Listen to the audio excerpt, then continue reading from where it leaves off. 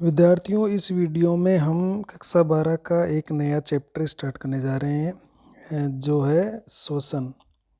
श्वसन जिसको अंग्रेजी में रेस्पिरेशन भी कहते हैं। तो एक महत्वपूर्ण अध्याय है कि जो सजीव होते हैं वो श्वसन करते हैं। पिछले सभी वीडियो में हमने पोषण पाचन तंत्र से संबंधित संपूर्ण तरीके से उनका अध्ययन किया है। आज के इस वीडियो में हम प्रारंभ करने जा रहे हैं श्वसन, से रेस्पिरेशन कहते हैं।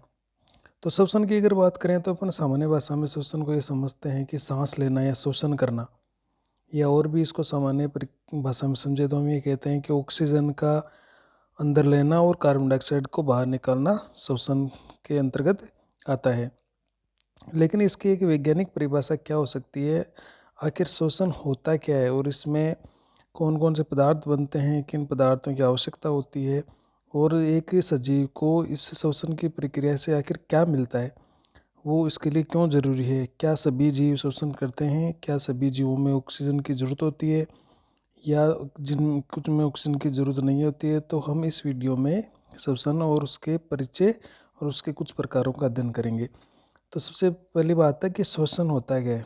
तो इसकी अगर एक सामान्य और साइंटिफिक परिभाषा दें तो हम ये कह सकते हैं कि श्वसन वह प्रक्रिया है, क्योंकि सजीवों के अंदर होता है। तो ये सजीवों की वह प्रक्रिया है जिसके द्वारा जीव जो होता है उसके शरीर में कार्बनिक पदार्थ होते हैं। कार्बनिक पदार्थों के ऑक्सीकरण से, ये इसकी एक साइंटिफिक या एक तथ्यात्मक परिभाषा है कि वह प्रक्रिया जिसके द्वारा जीव कार्बनिक पदार्थों के ऑक्सीकरण से ऊर्जा उत्पादित करते हैं। तो ये इसमें कौन कौन से प्रमुख शब्द हैं कि इसमें जीव है, कार्बनिक पदार्थ हैं और ऑक्सीकरण है और ऊर्जा। तो श्वसन है, निश्चित बात है कि सजीव करेंगे। और इसमें होगा क्या है कि जो कार्बनिक पदार्थ होते हैं, कार्बनिक पदार्थ कौन कौन से हो सकते हैं। कार्बनिक पदार्थ कार्बोहाइड्रेट होता है, इसके बाद में जैसे एक वसा है और एक प्रोटीन है। तो ये तीनों पदार्थों का ऑक्सीकरण हो सकता है, लेकिन ये भिन्न बात है कि मुख्य रूप से श्वसन में कार्बोहाइड्रेट का ही इस्तेमाल किया जाता है। यदि शरीर से कार्बोहाइड्रेट पूरी तरह से समाप्त हो चुका है तो वसा का भी इस्तेमाल किया जा सकता है, और वसा पूरी तरह से ख़त्म हो जाती है तो प्रोटीन का इस्तेमाल भी किया जा सकता है। लेकिन ये बहुत ही विषम परिस्थितियों में, रेयर कंडीशन में होता है। तो जीव क्या करता है, अपने शरीर के जो कार्बनिक पदार्थ है हमने भोजन द्वारा उसको, पोषण द्वारा उसको लिए हैं या पाचन तंत्र में उनको पचाया है, और वो घुलकर है वो रक्त के अंदर पहुंच चुके हैं। तो रक्त में अवशोषित होकर घुले हुए हैं और रक्त के माध्यम से ये हमारी कोशिकाओं तक पहुंचते रहते हैं। तो जब ये कोशिकाओं में ये कार्बनिक पदार्थ पहुंच जाते हैं तो इन वहाँ पर ऑक्सीजन की उपस्थिति में ऑक्सीकरण होता है, और उस ऑक्सीकरण से जब इनका अपघटन होता है, ये टूटते हैं तो ऊर्जा निकलती है, और उस ऊर्जा से एक जीव है अपने शरीर में विभिन्न प्रकार की उपापचय क्रियाओं को गति प्रदान करने में, या अपने शरीर को निर्मित करने में या वृद्धि करने में इसको ऊर्जा को काम में लेता है। तो एक सामान्य परिभाषा यही है कि जीव अपने कार्बनिक पदार्थों के ऑक्सीकरण से ऊर्जा उत्पादन करते हैं, ऊर्जा उत्पन्न करते हैं। इस प्रक्रिया को श्वसन कहा जाता है। अगर अपन एक श्वसन की बात करें रेस्पिरेशन की, तो रेस्पिरेशन है, हम ये कह रहे हैं कि जैसे हम मान लीजिए वायु है और वायु को हम यहाँ पर ऑक्सीजन ले लें, तो वायु हम एक किस श्वसन अंग के द्वारा लेते हैं।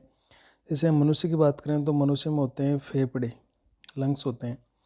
तो वायु लंग्स में भरी जाती है और कार्बन डाइऑक्साइड को वापस बाहर निकाला जाता है। अब ये जो फेफड़े हैं, इन फेफड़ों से आगे जो वायु है वो सेल तक जाती है, कोशिकाओं तक जाती है। तो एक तरह से अपन देखें तो इस श्वसन के दो प्रमुख भाग हो गए। एक तो होता है अपने बाह्य वातावरण से अपने किसी श्वसन अंग के बीच में होता है, जिसके अंदर ऑक्सीजन लेना और कार्बन डाइऑक्साइड को बाहर निकालना है। तो एक तरह से ये बाह्य श्वसन है। तो ये एक फिजिकल प्रोसेस हो गई जिसके अंदर जीव ये एक भौतिक प्रक्रिया के दौरान इसको संपन्न करता है। तो ये एक बायोफिजिकल एक रिएक्शन है। और आगे जाकर क्या होता है, उस ऑक्सीजन जब कोशिकाओं में जाती है तो कोशिकाओं में भोज्य पदार्थ रहते हैं, उन भोज्य पदार्थों का विघटन होता है या उनका ऑक्सीकरण होता है। तो एक तरह से रासायनिक अभिक्रिया होती है अंदर जाके कोशिकाओं के अंदर। तो हम इसको ही कह सकते हैं बायोकेमिकल रिएक्शन। इसको बायोकेमिकल रिएक्शन या इसको हम सेल्यूलर रेस्पिरेशन भी कह सकते हैं। ये सेल के अंदर हो रहा है। और जो बायोफिजिकल रिएक्शन है उसको हम इसको एक्सटर्नल रेस्पिरेशन भी कह सकते हैं। तो ये तो एक बाह्य श्वसन है जिसमें ऑक्सीजन अंदर ली और कार्बन डाइऑक्साइड को बाहर निकाल दिया। अब ये जो ऑक्सीजन है ये जैसे कोशिकाओं में जाती है तो वहाँ पर भोजन का विघटन होता है। तो एक तरह से विभिन्न प्रकार की रासायनिक अभिक्रियाएं होती है। तो ये इसको बायोकेमिकल रिएक्शन या सेल्यूलर रेस्पिरेशन भी कहते हैं। तो हम ये कह सकते हैं कि रेस्पिरेशन में एक तो बायोफिजिकल इसलिए कह रहे हैं कि ये जीव के अंदर होने वाली है। तो एक बायोफिजिकल रिएक्शन और एक बायोकेमिकल रिएक्शन, इन दोनों का ये एक मिक्स रूप है। अर्थात ये दोनों इसके अंदर सम्मिलित होते हैं। इसको एक्सटर्नल रेस्पिरेशन भी कह सकते हैं, बायोकेमिकल को इंटरनल या सेल्यूलर रेस्पिरेशन या इसको इंटरनल रेस्पिरेशन भी कह सकते हैं। अब बात करते हैं अपन श्वसन आखिर कौन कौन से जीव में पाया जाता है। तो ये जो श्वसन है, ये जो रेस्पिरेशन की प्रक्रिया है, श्वसन है, ये एक सार्वत्रिक यूनिवर्सल प्रोसेस है, सार्वत्रिक प्रक्रिया है। सार्वत्रिक प्रक्रिया का मतलब है कि ये सभी जीवों के अंदर संपन्न होती है, सभी जीव श्वसन करते हैं। अब होता क्या है कि जैसे एक चीज़ है ये कि ऑक्सीजन को अंदर लिया, कार्बन डाइऑक्साइड को बाहर निकाल दिया, इसको एक्सटर्नल रेस्पिरेशन कहते हैं। और जो अंदर कोशिकाओं के अंदर होती है उसको सेल्यूलर या इंटरनल रेस्पिरेशन कहते हैं। तो जो एक्सटर्नल रेस्पिरेशन है ये ज़रूर नहीं है सभी जीवों में हो। इसको एक नाम और देते हैं अपने ब्रीथिंग, इसको ब्रीथिंग भी कहते हैं। तो जो श्वसन है ये सार्वत्रिक प्रक्रिया है, अर्थात सभी जीव श्वसन अवश्य करते हैं। अब श्वसन अवश्य करते हैं तो जरूर नहीं है कि उनमें ये दोनों प्रक्रियाएं शामिल हो, लेकिन जो ये बायोकेमिकल रिएक्शन होगी ये तो निश्चित रूप से पाई जाएगी, ये सभी जीवों में निश्चित रूप से आपको मिलेगी। लेकिन जो बायोफिजिकल है जिसमें ऑक्सीजन ली जाती है, कार्बन डाइऑक्साइड बाहर निकल जाती है, ये ज़रूरी नहीं है कि सभी जीवों में पाई जाए। क्योंकि हम देखते हैं कि कुछ जीवों में ऑक्सीजन की आवश्यकता होती है, कुछ जीवों में श्वसन के लिए ऑक्सीजन की आवश्यकता नहीं होती है। तो बायोफिजिकल रिएक्शन था जिसको ब्रीथिंग कहते हैं, वो ज़रूर नहीं है कि सभी जीवों में पाई जाए, लेकिन जो आंतरिक श्वसन होता है, बायोकेमिकल रिएक्शन होती है, वो निश्चित रूप से सभी जीवों में पाया जाता है। पादपों की बात करें अपन, पादपों में, तो पादपों में किसी भी तरह के श्वसनांगों की आवश्यकता नहीं है, आवश्यकता नहीं होती है। अब क्यों नहीं होती है? क्योंकि इनकी जो देही कोशिकाएं होती है, शारीरिक जो कोशिकाएं होती है, वो सीधे ही वायु के संपर्क में होती है, सीधे ही वायु के संपर्क में रहती है। हम जानते हैं कि स्टोमेटा होते हैं, वातरंध्र होते हैं, तो किसी भी पौधे में कोई फेफड़े या अन्य अपन गिल्स या अन्य कोई भी तरह की कोशिकाएं इनमें नहीं पाए जाते हैं। कारण यही है कि इनकी जो शारीरिक कोशिकाएं होती है, देही कोशिकाएं, वो सीधे ही वायु के संपर्क में रहती है। तो इस कारण पादपों में श्वसनांगों की जरूरत नहीं होती है। लेकिन जंतुओं की बात करें अपने एनिमल्स की, तो जंतुओं में श्वसनांगों की आवश्यकता होती है और ये बहुत ज़रूरी है। इसका कारण है क्योंकि इनकी दैहिक कोशिकाएं, शारीरिक शरीर की जो कोशिकाएं हैं, दैहिक कोशिकाएं वायु के सीधे संपर्क में नहीं रहती है, संपर्क में नहीं रहती है, कोई इनका कांटेक्ट नहीं है, क्योंकि इसलिए सीधे संपर्क में नहीं है हवा के या वायु के, ऑक्सीजन के, तो इनका ऑक्सीजन से संपर्क स्थापित करने के लिए कोई ना कोई ऐसा कोशिकांग होगा, कोई ना कोई ऐसा श्वसनांग होगा जो इन अंगों या कोशिकाओं का संपर्क है वो वायु से करवाएगा। तो वो होगा हमारा श्वसनांग। जैसे मनुष्य में होंगे फेफड़े, तो फेफड़ों के माध्यम से हमारे शरीर की कोशिकाएं हैं वो वायु से संपर्क स्थापित करती है।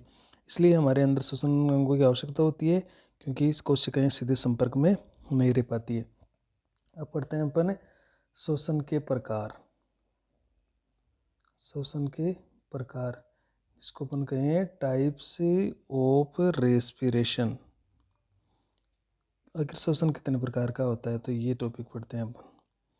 श्वसन को देखें तो श्वसन के मुख्यतः दो ही प्रकार होते हैं, 2 टाइप्स के अंदर इसको बांटा जाता है। अब एक श्वसन है, श्वसन को अपन 2 भागों में बांटते हैं। फर्स्ट है जिसको अपन कहते हैं बाह्य श्वसन, बाह्य श्वसन, या इसको कहें एक्सटर्नल रेस्पिरेशन। और दूसरा को अपन बांट सकते हैं, इनको कह सकते हैं अपन आंतरिक श्वसन, ये इसको अंग्रेजी में कहें तो हम कह सकते हैं इसको इंटरनल रेस्पिरेशन। अब ये 2 प्रकार का हो गया, पहला हो गया बाह्य श्वसन, दूसरा हो गया आंतरिक श्वसन। इस बाह्य श्वसन में आखिर होता क्या है, तो बाह्य श्वसन में क्या होता है, कोई भी जो जीव है वो जीव द्वारा O2 तो अंदर ले जाता है, O2 का अंदर ग्रहण करना, वह CO2 का बाहर निकालना, ये है बाह्य श्वसन। किसी जीव द्वारा O2 को अंदर ग्रहण करना और CO2 को बाहर निकालना, इसे बाह्य श्वसन कहते हैं। इसे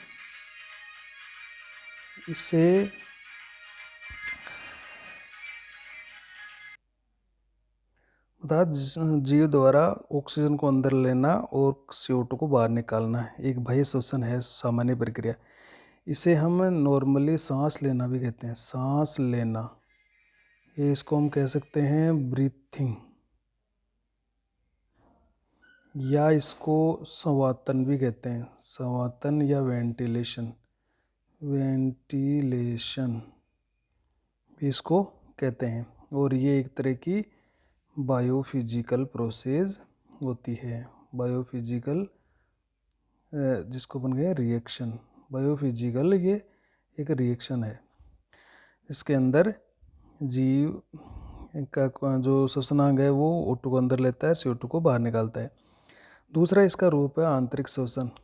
इस आंतरिक श्वसन को कोशिकीय श्वसन भी कहते हैं, कोशिकीय श्वसन या सेल्यूलर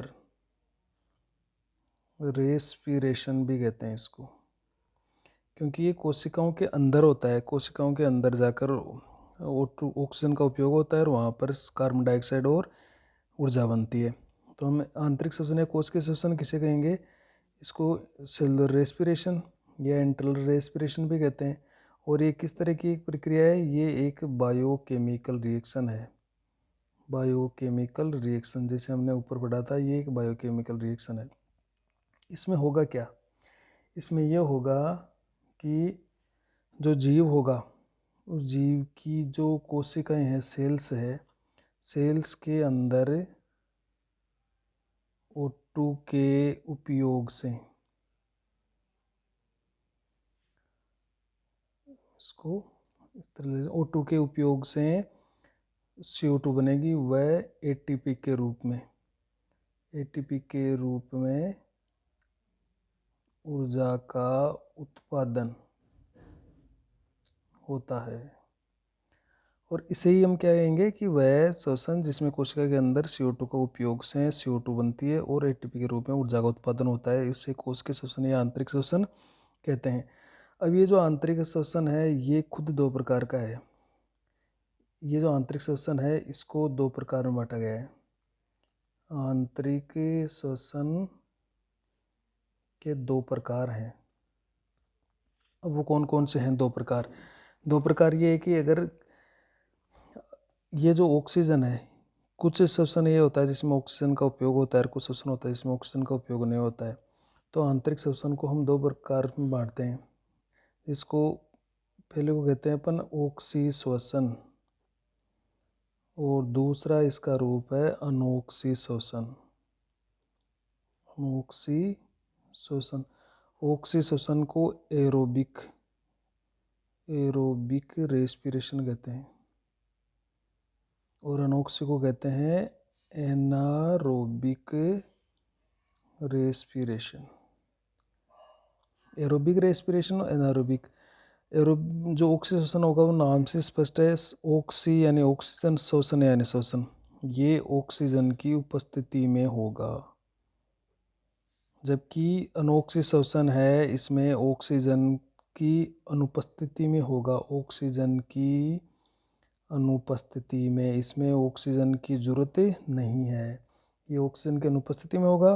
अनोक्सी एन एरोबिक यानी एन यानी एब्सेंट, तो इसमें ऑक्सीजन एब्सेंट रहेगी, ऑक्सीजन की अनुपस्थिति में होगा।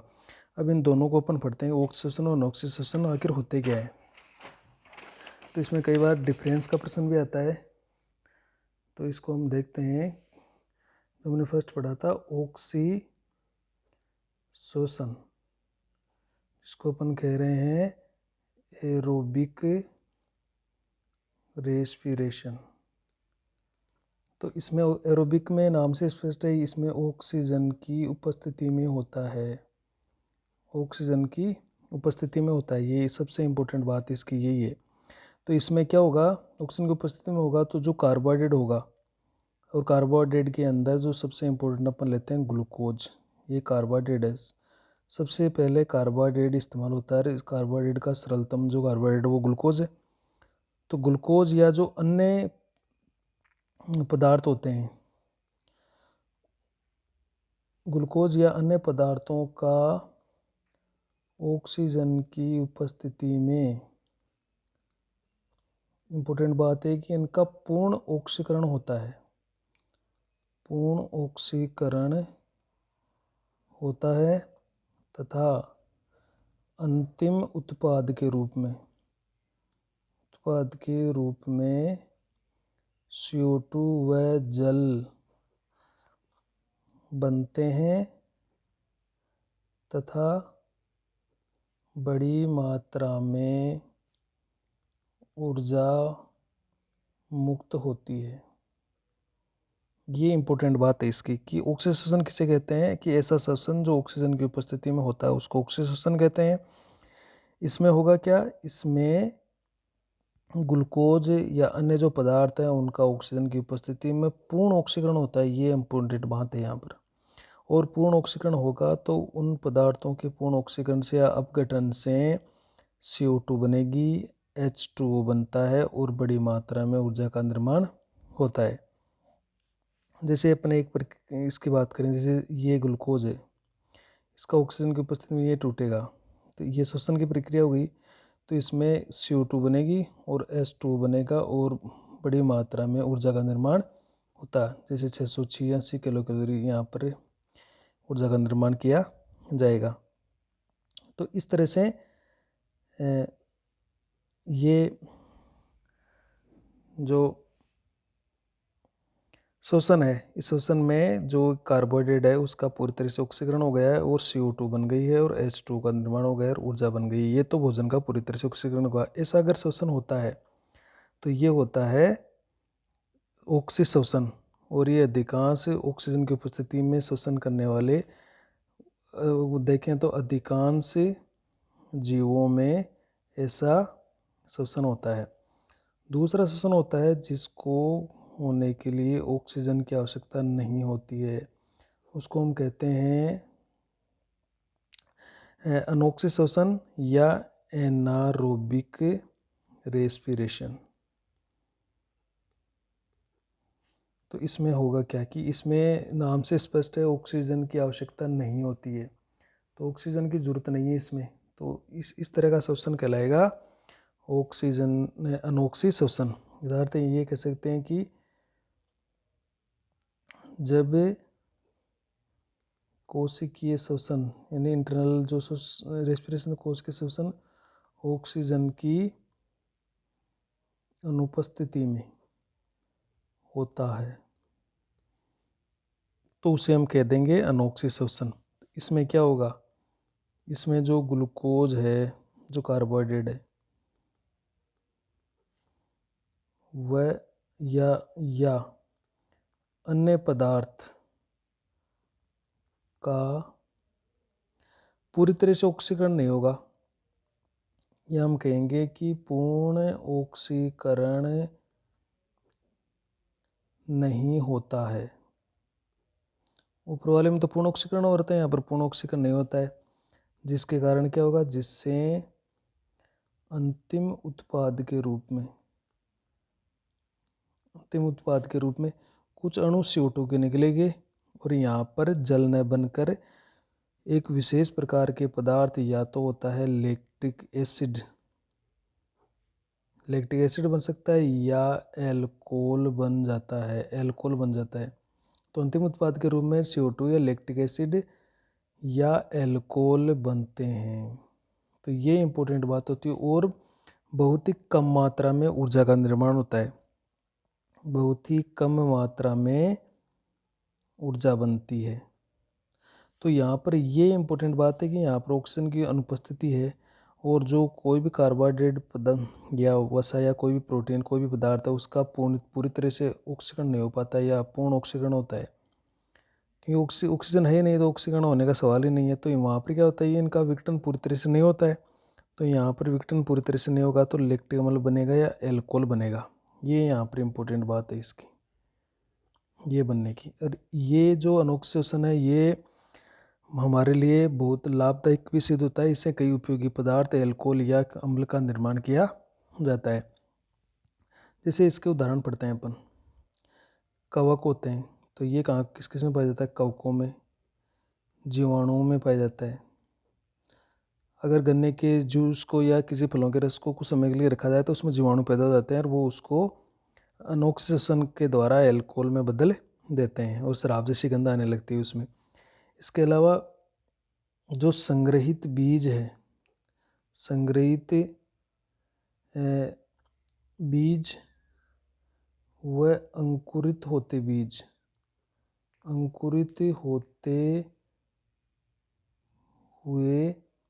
बीज, जो बीज हमने संग्रहित कर रखे हैं या बीज जो बोए हैं और उनका अंकुरण हो रहा है, तो संग्रहित किए हुए बीज और अंकुरित होते हुए बीज भी अनोक्सिडेशन करते हैं। इसके अलावा जो फलों का जो गुदा होता है, जो पल्प होता है, उस पल्प में भी अनोक्सिडेशन होता है और इसी कारण से गुदे के अंदर कई तरह के अम्ल बन जाते हैं। तो ये तो कुछ पादपों की बात हुई, जैसे कवक, जीवाणु है, संग्रहित बीज या अंकुरित होते हुए बीज है फलों के गुदे में। हालांकि जंतुओं में ये दुर्लभ है, जंतुओं में बहुत कम होता है, ये बहुत कम पाया जाता है।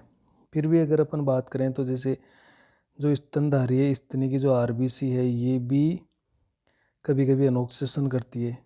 और हमारी जो पेशियाँ होती है, मांसपेशियाँ, वो पेशियाँ जब हम व्यायाम करते हैं, व्यायाम करते समय जब हम व्यायाम करते हैं तो पेशियों में कई बार पेशियाँ अनोक्सिडेशन करती है और उन अनोक्सिडेशन में यहाँ पर लैक्टिक अम्ल बन जाता है। इन पेशियों में क्या बनता है, लैक्टिक एसिड।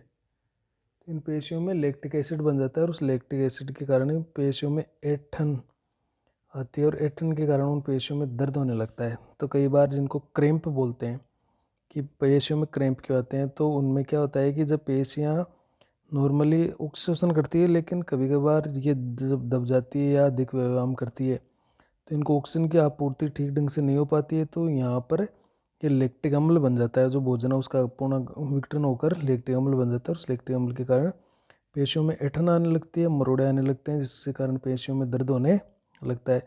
और कुछ समय बाद में जब ये लैक्टिक अम्ल है इसका पूरी तरह से अपघटन हो जाता है तो पेशियों का ये दर्द है वो दूर हो जाता है। इसके अलावा कुछ अंतःपरजीवी जीव, जैसे अंतःपरजीवी कुछ ऐसे जीव है जैसे फीताकृमि है और एस्केरिस है, ये भी अनोक्सी श्वसन करते हैं और कई तरह के अम्ल या कई तरह के मध्यवर्ती पदार्थों का निर्माण करते हैं। तो आज हमने श्वसन का एक सामान्य परिचय पढ़ा है और श्वसन के जो प्रकार पढ़े थे, 2 प्रकार, बाह्य श्वसन और आंतरिक श्वसन। और आंतरिक श्वसन को हमने 2 प्रकार में बांटा है, ओक्सी श्वसन और अनोक्सी श्वसन। तो ये अनोक्सी श्वसन भी हमारे लिए, मानव के लिए कई तरह से फायदेमंद है और बाकी जो अधिकांश जीव वो ओक्सी श्वसन करते हैं। नेक्स्ट में हम जो जीवों के अंदर विभिन्न तरह के श्वसनांग होते हैं उनकी चर्चा करेंगे। अभी तक लगभग 40% स्टूडेंट ने अपने चैनल को सब्सक्राइब नहीं किया है, तो वो अपने चैनल को देखते रहें और रेड बटन जो है सब्सक्राइब का उसको जो ज़रूर दबाएं और अपने चैनल को शेयर भी करें, मोटिवेट भी करें। थैंक्स।